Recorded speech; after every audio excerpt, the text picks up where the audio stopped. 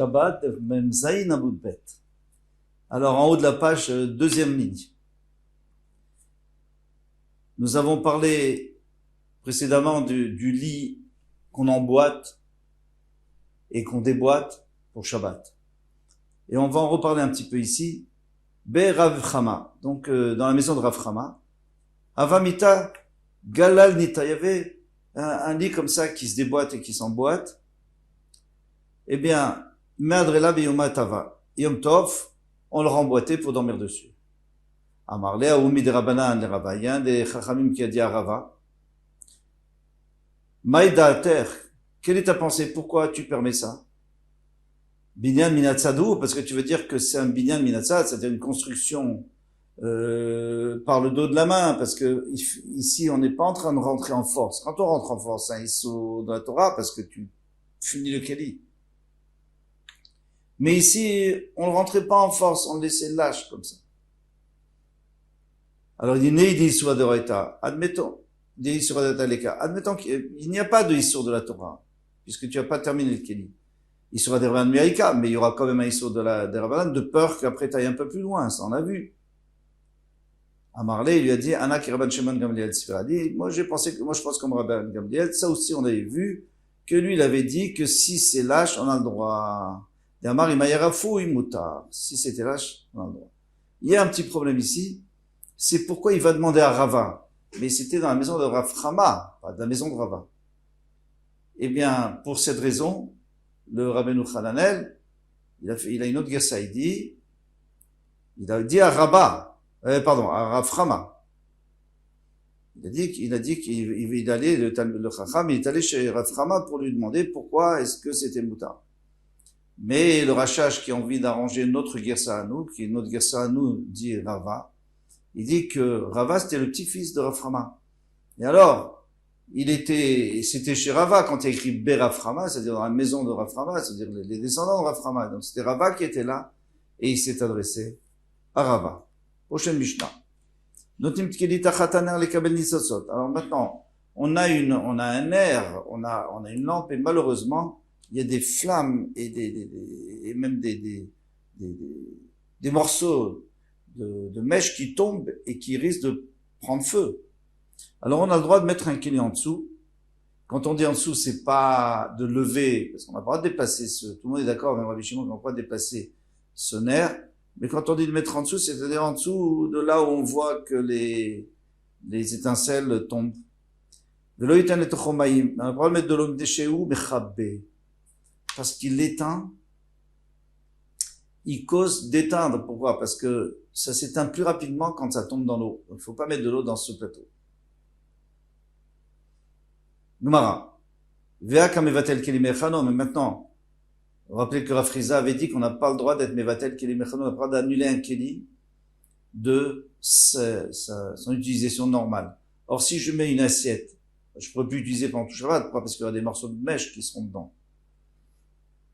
Donc on a annulé. Rashi avait dit que quand on annule, c'est comme si on avait fixé au sol, parce qu'on ne peut plus bouger, on n'a plus le droit de bouger. Donc c'est assourd.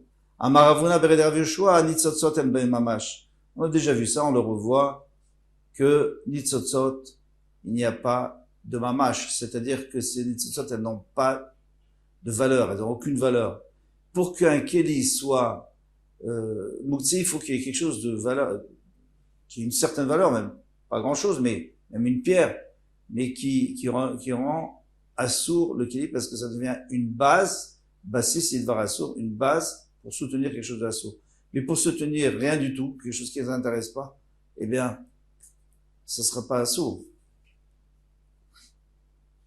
Très bien. Il a pas mettre de l'eau de chez ou mechabe.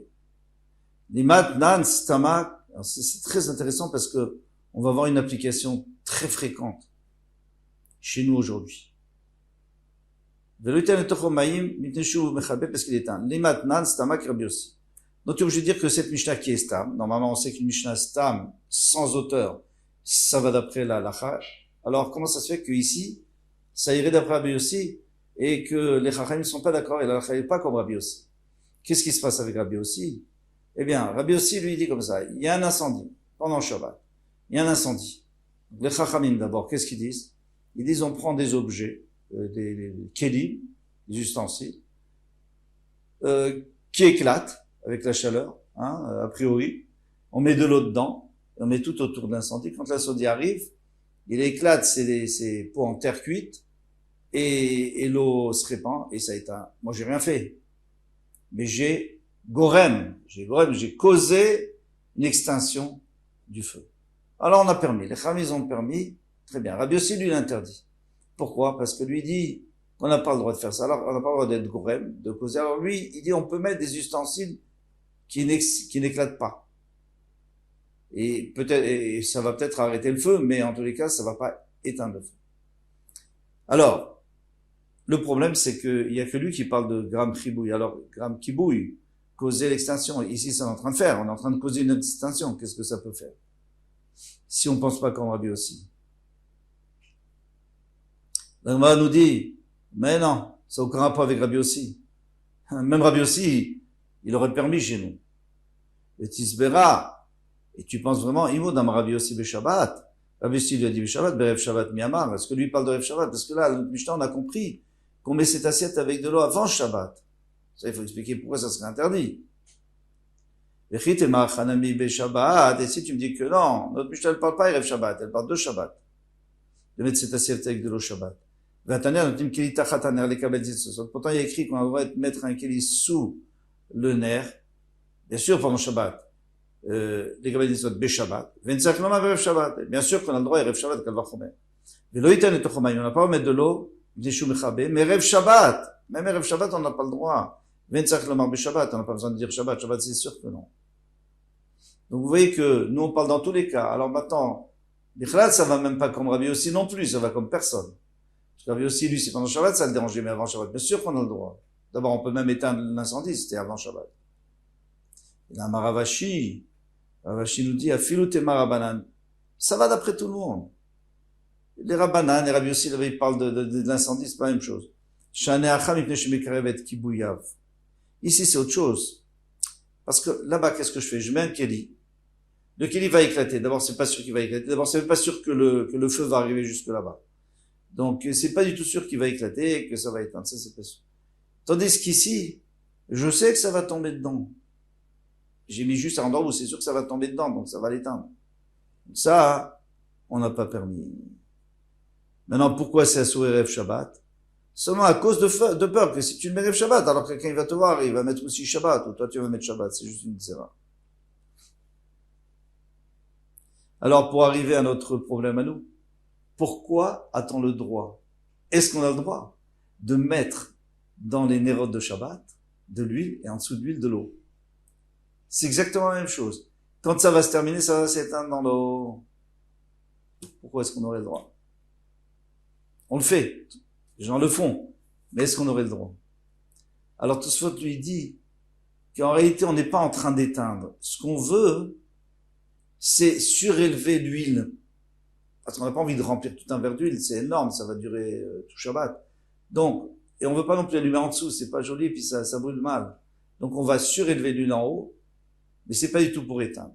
Le problème, c'est que nous, on le fait souvent pour éteindre. Pourquoi est-ce qu'on veut éteindre? Tout simplement parce qu'on a peur que si on laisse de l'huile, disons qu'on mette un peu d'huile, quand ça arrive en bas, ça va noircir et même peut-être éclater le verre.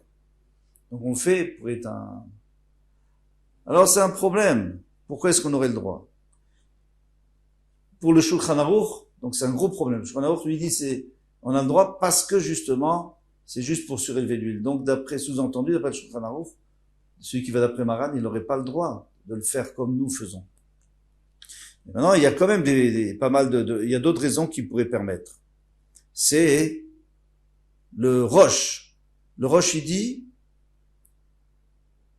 toute façon,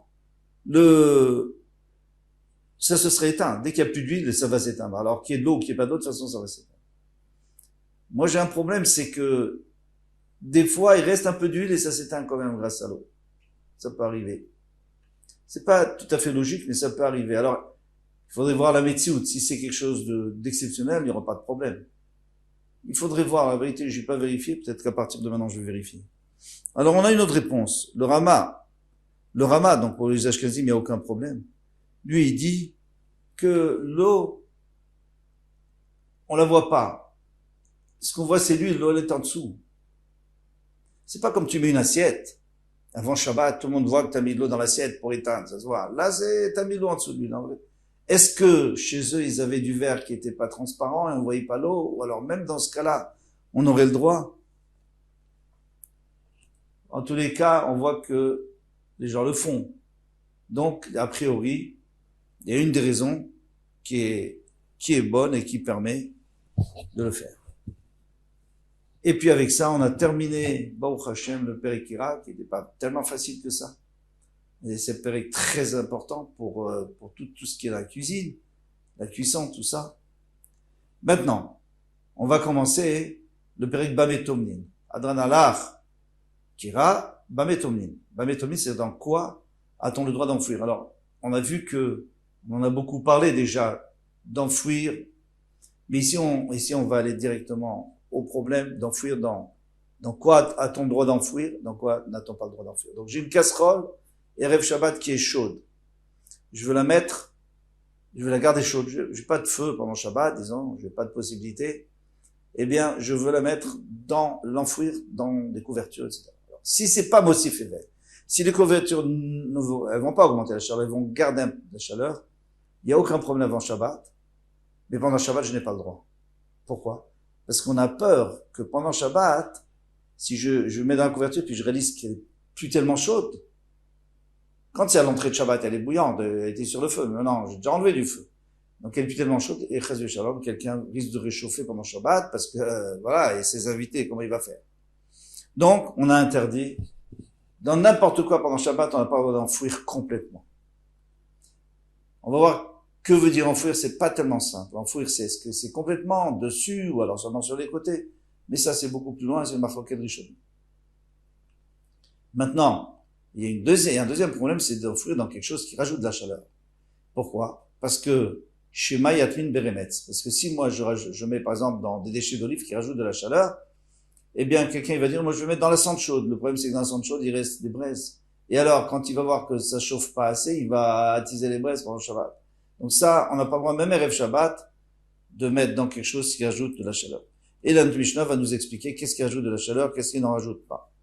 Bamet Nomnin, dans quoi a-t-on le droit d'enfouir? Bamet Nomnin, avant Shabbat, hein. Entomnin lobegefet. On n'a pas à mettre ni dans des déchets, a priori d'olive, on verra peut-être aussi de sésame dans la Gemara. Des déchets d'olive, une fois qu'on les a pressés. Vélo bezevel, ni du fumier, c'est chaud. Hein. Ça chauffe. Vélo bemelach, ni du sel. Vélo bessid, la chaud. Bien sûr. Vélo bechol, et même pas du sable. Ben lachim ben yeveshim. Soit qu'il soit humide, soit qu'il soit sec. Alors s'ils sont secs, ça produit moins de chaleur. S'ils sont humides, ça produit plus de chaleur. On verra. Est-ce que c'est une humidité naturelle depuis qu'ils ont été créés, ou alors une humidité à cause de la pluie? Par exemple, le fumier, est-ce qu'il est déjà sec et on l'a remouillé, il a plus dessus, ou alors il était humide encore depuis le début? Ça, il faut voir. Maintenant, la suite de la Mishnah, hein, c'est seulement quand c'est humide. L'obeteven, il y avait de la paille, velobezagin, zagin c'est des déchets de raisin, vélo, une fois qu'on a pressé dans le vin, pour le vin, Vélo mochin, mochin c'est toutes sortes de duvet, du coton, des morceaux de laine qui ont été arrachés, tout ce qui est mou comme ça réchauffe.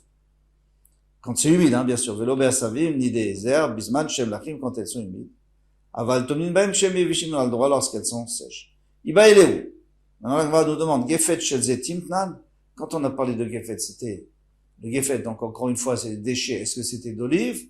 Aval des shumshevin, mais si c'est des déchets de sésame qu'on a pressé pour faire de l'huile, hein. Shapir d'ami. On a le droit, ça réchauffe pas. Au dilma des shumshevin tnan, ou alors, dans notre Mishnah, on parle de shumshevin, de sésame. Et quand chacun des étimes, on n'a pas besoin de dire, c'est évident que les déchets d'olive, ça chauffe beaucoup plus. On sait que l'olive a cette capacité de chauffer. D'ailleurs, quand on veut, avant de presser les olives, on les met dans un bac fermé et elles se chauffent l'une l'autre. Après, c'est plus facile à les presser, elles se ramollissent. Tashma. Viens, écoute, on va avoir une réponse. Demande le Sfatemet, mais on n'a qu'à vérifier. Tu me dis, si vous mettez un thermomètre dans la casserole et et vous regardez, eh bien, si vous avez mis dans des déchets d'olive, c'est sûr que ça va augmenter la température. Mais est-ce que ça va augmenter aussi dans les sésames? Il a vérifié. Et il répond, il dit, c'est sûr que ça augmente un peu, mais est-ce que les chachamim ont fait une zéra quand il y a une petite augmentation de chaleur ou pas? Parce que ça ressemble pas tellement au remetz. Ça ressemble pas tellement au cendre chaude. Tashma vient, écoute, Rabbi Zera, Mishum Chad, Debe, Rabbi Yanaï. Rabbi Zera, il dit, au nom d'un des chachamim du Beth Amikdash de Rabbi Yanaï, Koupa Shetaman Baïsour. Alors maintenant, on a une boîte. Dans cette boîte, on a mis une casserole, bien entourée de mochin. Mochin, c'est du duvet, mais du duvet sec. On a le droit, il n'y a pas de problème. Non, Shetaman Ba, Assour le Anicha, al Gefet Shel Zetim. On a pas le droit de la poser sur du Gefet de Zetim. Donc pas enfouir, juste de poser dessus. Pourquoi? Parce que la chaleur des déchets d'olive va monter, elle va réchauffer toute la boîte, et finalement, ta casserole, elle va garder et même se réchauffer. Shumamina Shel Zetim. Qu'est-ce qu'on voit d'ici? On voit que Gefet c'est Shel Zetim. On n'a pas parlé de Shum Shemin. Sinon, il fallait dire Gefet tout simplement. Pourquoi tu as dit Gefet Shel Zetim? C'est-à-dire que c'est Zetim qui augmente la chaleur et pas Shum Shemin. Shumamina Shel Zetim, non. La Gemara répond, elle dit non, le Olam est malach l'inyan atmana de Shum Shemin nami asur. Si c'est pour la atmana, Shum Shemin c'est aussi asur. Les sésames c'est aussi asur. Si tu vas enfouir entièrement. Les inyan, alors je tourne la page. Les inyan, là, mais si c'est pour juste faire monter la chaleur, parce qu'ici on n'est pas en train d'enfouir. Si on était en train d'enfouir, alors peut-être que sésame ça suffit pour que ça augmente la chaleur. Mais si c'est juste pour mettre en dessous, ça, il y a que des étimes masqués qui vont faire monter la chaleur dans la boîte. Masqués, là, des Shum Shemin non masqués, là, mais les sésames ne vont pas monter la chaleur. Donc on n'a pas de preuve d'ici. Voilà, demain, Bezrat Hashem, Kol Tuv.